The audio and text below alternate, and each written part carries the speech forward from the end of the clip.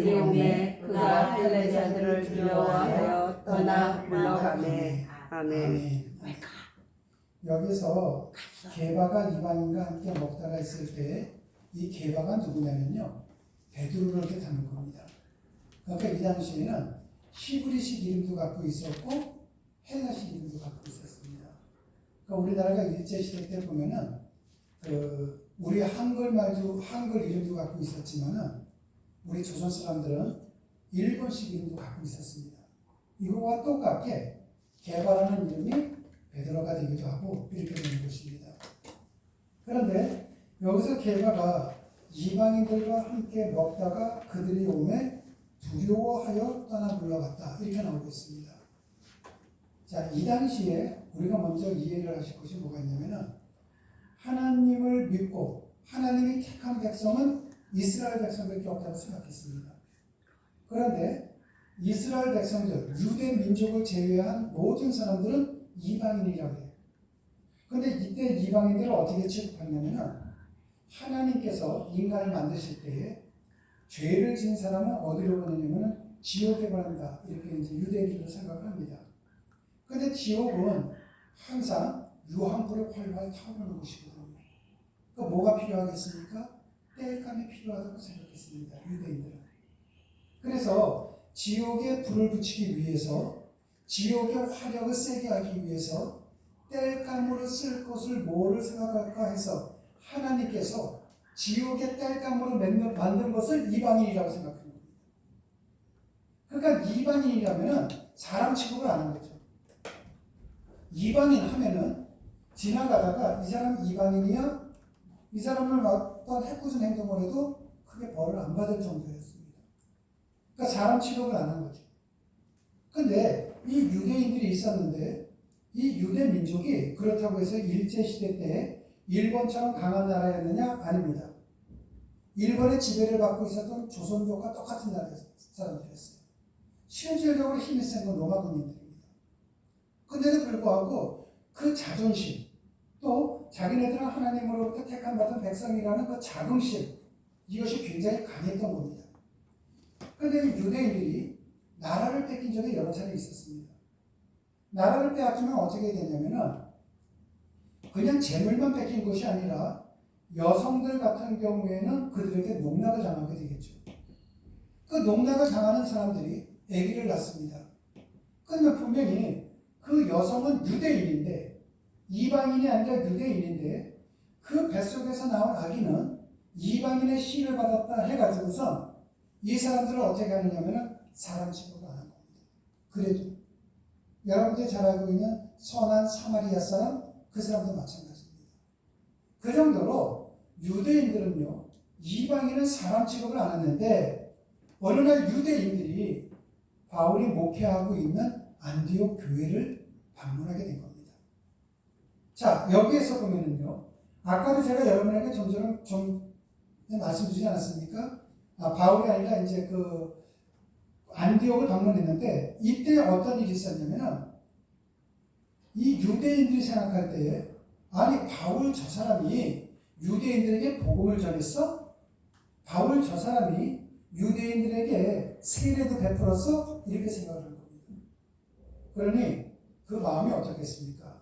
유대인들 입장에서 본다면 화가 굉장히 난 거예요. 하나님으로 택한 같은 백성은 우리밖에 없는데, 그리고 지옥의 땔감에 부족한 땔감인 저 이방인들에게 복음을 전해? 이게 말도 안 되는 거죠. 이 같은 일은 초대교회 유대인들에게는 엄청난 소식이었던 것입니다. 유대인들은 자기들만 하나님의 유일한 선택받은 민족, 그러한 민족이라고 생각을 했거든요. 유대인 외에는 정말 지옥의 땔감으로 말할 정도로 이방인들을 무시했던 민족이었습니다. 그런데 이방인인 안디옥 사람들이 복음을 받아들이고 예수님을 구주로 믿는다는 소식은 가히 충격적이었던 것입니다. 이것은 하나님께서 더 이상 유대인만의 하나님이 아니라 이방인 모두에게도 하나님이 된다고 하는 천천병력 같은 사건이었기 때문입니다. 유대인들은 그들의 풍습에 의해서 절대로 이방인들과 밥을 같이 먹지도 않았습니다. 그런데 오늘 본문을 보니까 베드로가 누구랑 밥을 먹고 있느냐? 이방인들과 밥을 먹고 있었던 거예요. 여기에 나오는 게바는 베드로라고 얘기했습니다. 그런데 그 밥을 먹고 있을 때에 어떤 일이 있었냐면은 예루살렘 교회로부터 유대 교인들이 찾아온 거예요. 자, 유대교를 믿는 유대인들뿐만이 아니라 예수님을 믿는 유대인들도 이방인들은 짐승 취급하고 지옥의 땔감으로 생각을 했던 겁니다. 그런데 초대교회에서 수장, 제일 높았던 베드로가 이방인들과 밥을 먹고 있는데 갑자기 유대인들이 찾아왔다 그러니까 베드로가 어떻게 했는가? 피한 거예요. 좋은 말로는 피한 거고 나쁜 말로 하면 어떻게 되겠습니까? 도망을 간 겁니다. 여러분 상식적으로 이해가 되겠습니까? 근데 베드로 입장에서 보면은 이방인과 같이 밥을 먹었다 이 소문 나면은 교회가 뒤집혀질 거는 뻔한 일이거든요. 어차피 이방인들에게도 복음을 전하는 것은 예수님의 명령이었습니다. 정말 베드로가 그 예수님의 말씀을 생각했다면 도망가면 안 되죠. 거기서 어떻게 해야 됩니까? 나는 이들과 함께 밥을 먹는다. 어쩔 거냐? 이것이 예수님께서 정하신 건데 오히려 그렇게 얘기를 해야 됩니다. 그런데도 도망을 간 겁니다. 우리가 그 전에 우리가 주일날 볼 때 이건 갈라디아서입니다. 우리가 사도행전을 보면 어떻습니까? 베드로가 정말 고넬료 집에 가고 이방인 고넬료 집에 가고 복음도 전하고 다 했단 말이죠. 그러한 베드로가 이번에는 도망을 갔습니다. 오직 믿음으로 구원을 얻는다는 복음의 진리를 누구보다도 잘 알면서도 하나님의 말씀을 잘 알면서도 예수님의 뜻이 무엇인지 잘 알면서도 오히려 내 입장이 난처해질까봐 베드로는 순간적으로 위선을 저지른 겁니다. 그런데 곰곰이 생각을 해보십시오. 우리에게도 그런 모습 있지 않습니까? 신앙인으로 살면서도 어떨 때 보면은 내가 기독교인이라는 것을 숨기는 사람들도 있고요. 기독교인으로서 보여줄 것을 보여주지 아니하고 오히려 내가 하는 이 일이 예수님께서 기뻐하시지 않는 일임에도 불구하고 나까지를 정당화시키면서 이 일을 할 때가 얼마나 많습니까? 주일날 예배가 있는 날에는 그리스도인인데 예배가 없는 날은 믿지 않는 사람과 똑같이 행동을 한다. 그런데 우리 주님께서 원하시는 건 뭡니까? 예배가 있는 날만 그리스도인이 아니라 예배가 없는 날도 그리스도인으로 살아가기를 우리 예수님은 소망하고 있다는 것이죠. 한마디로 얘기해서 예수님께서는 우리가 예배당 안에서 얼마나 거룩한 모습으로 지금 예배를 드리느냐 그것보다도 더 중요하게 보는 것이 있습니다. 물론 그거 가볍게 보시는 건 아니에요. 여러분들이 수요든 주일이든 예배 시간에 하나님의 말씀을 들었다면 삶의 현장에서 그렇게 살아가고 있느냐 안 살아가고 있느냐 이걸 보시는 분이세요. 그걸 가지고선 평가를 하시는 것이고 그걸 가지고서 우리의 삶, 우리의 자녀들의 삶을 예수님께서는 판단하시고 복을 주시고 한다는 것입니다. 우리가 옛날에 미신적인 관습을 가질 때가 있었습니다. 그 미신적인 관습이 뭐가 있었냐면은 이렇게 하다 보면은 지금처럼 아파트가 아니라 아파트에도 있지만요. 문지방 밟고 있으면 어떻게 해요? 야 문지방 밟으면 안 돼. 어른들은 혼냈습니다. 문지방 밟으면 왜 안 되는 거예요? 아무런 이유 없어요 그거는요. 근데 뭐가 안 되니 저거 하니 하면서요. 빨강색으로 이름 쓰지 말라 그랬죠 우리나라에. 빨강색으로 이름 쓰면 죽는다고. 여러분 그거 아무런 상관이 없는 거예요. 그거예요. 그 빨간 옷도 입지 말아야 되고요. 아무것도 하지 말아야죠. 근데 우리는 빨강색으로 이름 쓰면 사람 죽는다고 생각을 하고 재수 없다고 생각을 했던 거죠. 시험 보는 날 뭐를 안 줍니까? 미역국 안 줍니다. 미끄러질까봐, 떨어질까봐. 이게 다 미신적인 거죠. 대학 수능 시험 보면 뭐를 갖다 붙입니까? 엿을 갖다 주면서 딱 붙어라. 두루마기 주면서 뭐라고 합니까? 잘 풀려라. 문제 잘 풀어. 하면서요. 그런데 사람들이 이렇게 얘기합니다. 네가 다 재미로 하는 거야.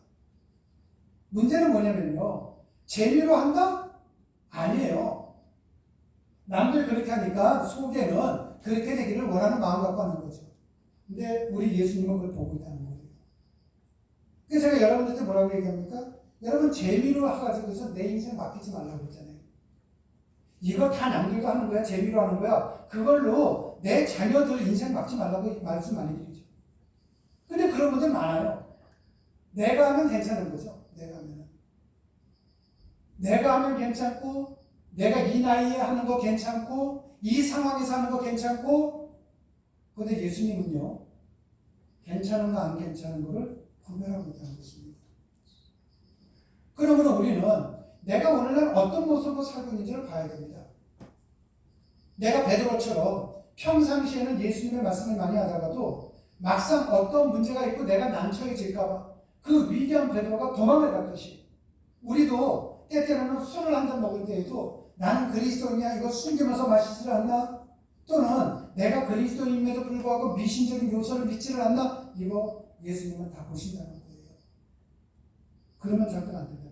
한 가지 이야기를 드리고 말씀을 맺도록 하겠습니다. 1년이면은 돈을 거의 한 40억인지 100억인지 갑자기 그 생각이 안 나네요. 그 169 강사가 있습니다. 학원 강사가. 이 사람이 40억이든 100억이든 1년에 번다면은 1년에 최소한 몇 억씩은 버는 거 아니겠습니까? 근데 그분이요, 나이가 지금 이렇게 보면은 지금 아마 거의 한 제 나이, 저보다는 좀 젊은 것 같아요. 60대 초반이나 50대 후반 정도? 근데 이분이 암이 걸린 거예요. 근데 이 초기이라면 암을 잡을 수가 있는데 말기예요. 이분이 아마 여러분들이 뉴스에서 보신 분들은 보셨을 거고 신문에서 보신 분들도 있을 것입니다. 그분이 이런 얘기를 하는 겁니다. 내가 돈이 있을 때는 모든 그것이 하는 것이 어려움이 없다 보니까 돈은 나한테 하나님이었다는 겁니다. 우리가 무슨 문제가 있으면 하나님 이것 좀 해주세요. 하나님 저것 좀 해주세요. 나는 그게 필요가 없었다. 왜? 내가 가지고 있는 돈을 갖고 하면 되는 거니까. 그리고 그분은요, 내가 이 돈을 갖고서 하지 말라는 걸 자기가 더 했다는 거예요. 뭔가 좀 특출하게 보이고 싶었겠죠. 근데 결론적으로 자기가 그 죽을 병에 걸려서 지금 죽음을 앞에 놓고 기다리고 있다 보니까 내가 왜 이렇게 어리석었을까? 내가 왜 이렇게 미련스러운 삶을 살았을까? 내가 고작 죽기 위해서 저 많은 돈을 벌었는가? 내가 가지고 있는 저 많은 돈이 왜 나를 살리지를 못하는가? 이분이 지금 굉장히 후회하는 삶을 살아가고 있습니다. 그분이 왜 후회하는 줄 아십니까? 한 가지예요. 죽음이 나한테 오고 있다는 것을 알고 있기 때문에 그런 후회를 하는 거겠죠. 그런데 우리는 어떻습니까? 우리도 똑같아요. 그분은 자기가 언제쯤 죽을 거라는 것을 의사로부터 들어서 날짜를 아는 것뿐이고요. 우리는 그 날짜를 모르는 상태에서 죽음이 다가오는 상태에 살아가는 사람들입니다. 여러분 모두 다 하나님 말씀대로 사셔야만 됩니다. 예배 시간에 주시는 말씀대로 살아야만 됩니다. 나를 너무나도 정당화시키지도 마시고요. 미신적인 관습도 여러분들 하셔는 안 됩니다. 여러분들 여러분 스스로를 정당화시키는 것이 중요한 것이 아니라 여러분 스스로를 정당화시킬 때마다 하나님께서는 불꽃 같은 눈동자를 보고 있다는 겁니다. 우리 진짜 예수쟁이들이 되십시다. 흔들림이 없는 그리스도인들이 되시기를 주님의 이름으로 축원합니다. 기도하시겠습니다. 하나님 아버지 감사합니다. 우리에게 어떤 조건이나 가능성이 있어서 우리를 받아주신 것이 아니라는 것을 믿습니다. 우리에게 하나님 보시기에 구원할 만한 가치가 있어서도 아님을 믿습니다. 오직 하나님의 은혜로 우리를 하나님의 자녀로 삼아주셨음을 믿습니다. 그 하나님을 믿고 어떤 상황에서도 담대하고 당당하게 하나님을 나올 수 있는 믿음이 있게 도와주시옵소서. 주님 고맙습니다. 예수님 이름으로 기도드렸습니다. 아멘.